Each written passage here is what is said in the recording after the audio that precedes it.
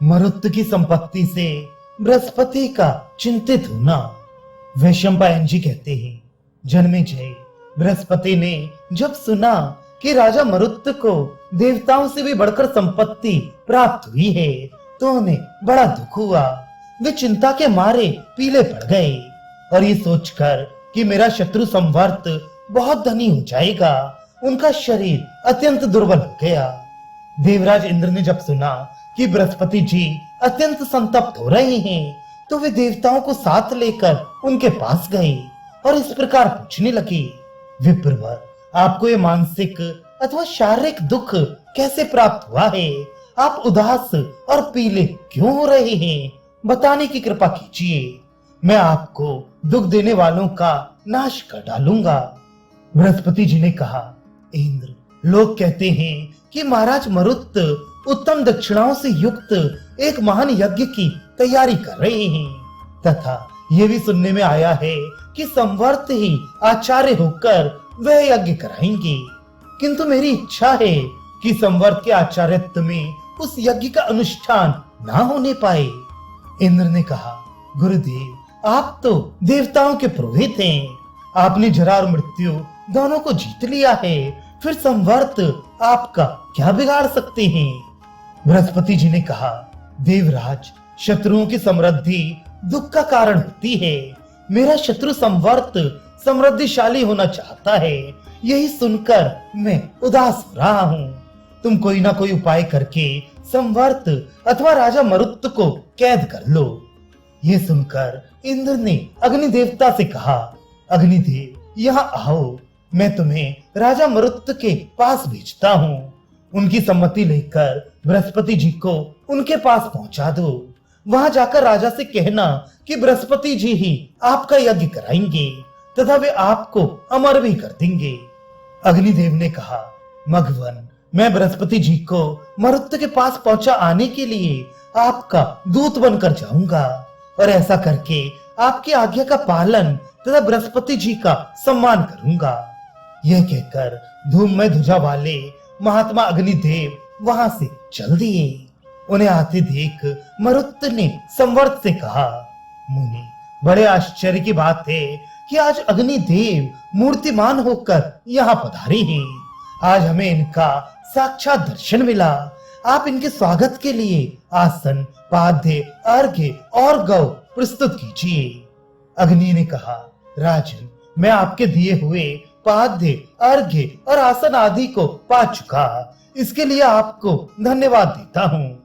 इस समय मैं इंद्र की आज्ञा से दूत बनकर आपके पास आया हूँ। मरुत ने कहा, अग्निदेव, श्रीमान देवराज सुखी तो है ना? वे मुझसे संतुष्ट तो हैं? संपूर्ण देवता उनकी आज्ञा के अधीन रहते हैं ना? ये सब बातें मुझे ठीक ठीक बताइए। अग्निदेव ने कहा, राजन, देवराज इंद्र बड़े सुख से हैं और आपके साथ अटूट मैत्री जोड़ना चाहते हैं। संपूर्ण देवता भी उनके अधीन ही हैं। अब उन्होंने जिस काम के लिए मुझे आपके पास पठाया है उसे सुनिए। वे मेरे द्वारा बृहस्पति जी को आपके पास भेजना चाहते हैं। उन्होंने कहा है कि बृहस्पति जी आपके गुरु हैं, अतः ये ही आपका यज्ञ कराएंगे। आप मरण धर्मा मनुष्य हो, ये आपको अमर बना देंगे। मरुत ने कहा, भगवान, मेरा यज्ञ कराने के लिए ये विप्रवर संवर्त जी यहाँ उपस्थित हैं। बृहस्पति जी के लिए तो मैं हाथ जोड़ता हूँ। वे देवराज इंद्र के पुरोहित हैं। मेरे जैसे मनुष्य का यज्ञ कराना उन्हें शोभा नहीं देगा। अग्निदेव ने कहा, राजन, यदि बृहस्पति जी आपका यज्ञ कराएंगे तो देवराज इंद्र प्रसन्न होंगे और उनके प्रसन्न होने पर देवलोक के भीतर जितने बड़े बड़े लोग हैं वे सब आपके लिए सुलभ हो जाएंगे। इसमें तनिक भी संदेह नहीं कि आप यशस्वी होने के साथ ही स्वर्ग पर भी विजय प्राप्त करेंगे। दिव्य लोक, प्रजापति लोक और देवताओं के राज्य पर भी आपका पूरा अधिकार हो जाएगा।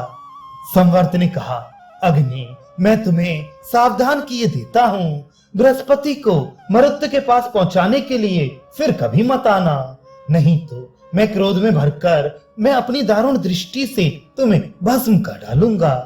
संवर्त की बात सुनकर अग्निदेव भस्म होने के भय से पीपल के पत्ते की तरह कांपने लगे और तुरंत लौटकर देवताओं के पास चले गए। उन्हें लौटे देख इंद्र ने बृहस्पति जी के सामने ही पूछा, अग्निदेव, तुम तो मेरी आज्ञा से बृहस्पति जी को राजा मरुत के पास पहुंचाने का संदेश लेकर गई थी। बताओ वे क्या कहते हैं? उन्हें मेरी बात स्वीकार है या नहीं? अग्नि ने कहा, देवराज, राजा मरुत को आपकी बात पसंद नहीं आई। बृहस्पति जी को तो उन्होंने हाथ जोड़कर प्रणाम कहलाया है। मेरे बारंबार अनुरोध करने पर भी उन्होंने यही उत्तर दिया है कि संवर्त जी ही मेरा यज्ञ कराएंगे। इंद्र ने कहा, अग्निदेव, एक बार फिर जाकर राजा मरुत से मेरी बात कहो। यदि अब भी वे नहीं मानेंगे तो मैं उनके ऊपर वज्र का प्रहार करूंगा। अग्नि ने कहा, देवराज, ये गंधर्वों के राजा यहाँ मौजूद हैं, इन्हीं को दूत बनाकर भेजिए।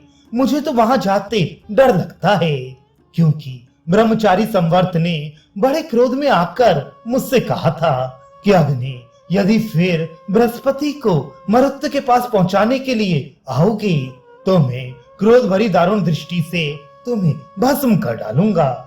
इंद्र ने कहा, अग्निदेव, तुम्हारी बात पर विश्वास नहीं होता, क्योंकि तुम ही दूसरों को भस्म करती हो। तुम्हें भस्म करने वाला दूसरा कोई नहीं है। तुम्हारे स्पर्श से सभी लोग डरते हैं। अग्नि ने कहा, महेंद्र, जरा राजा शर्याति के यज्ञ का तो स्मरण कीजिए, जहां चिवन मुनि यज्ञ कराने वाले थे। आप क्रोध में भरकर उन्हें मना करते ही रह गए और उन्होंने अकेले अपने ही प्रभाव से अश्विनी कुमारों के साथ सोम रस का पान किया। उस समय आप अत्यंत भयंकर वज्र लेकर मुनि के ऊपर प्रहार करना चाहते थे, किंतु उन्होंने कुपित होकर अपने तपोबल से आपकी बाह को वज्र सहित जकड़ दिया। तब भयभीत होकर आपको फिर उन्हीं महर्षि की शरण में जाना पड़ा था। अतः क्षत्रिय बल से ब्राह्म बल ही श्रेष्ठ है। ब्राह्म बल से बढ़कर दूसरा कोई भी बल नहीं है। मैं ब्रह्म तेज को अच्छी तरह जानता हूँ, अतः मुझे संवर्त को जीतने का साहस नहीं होता।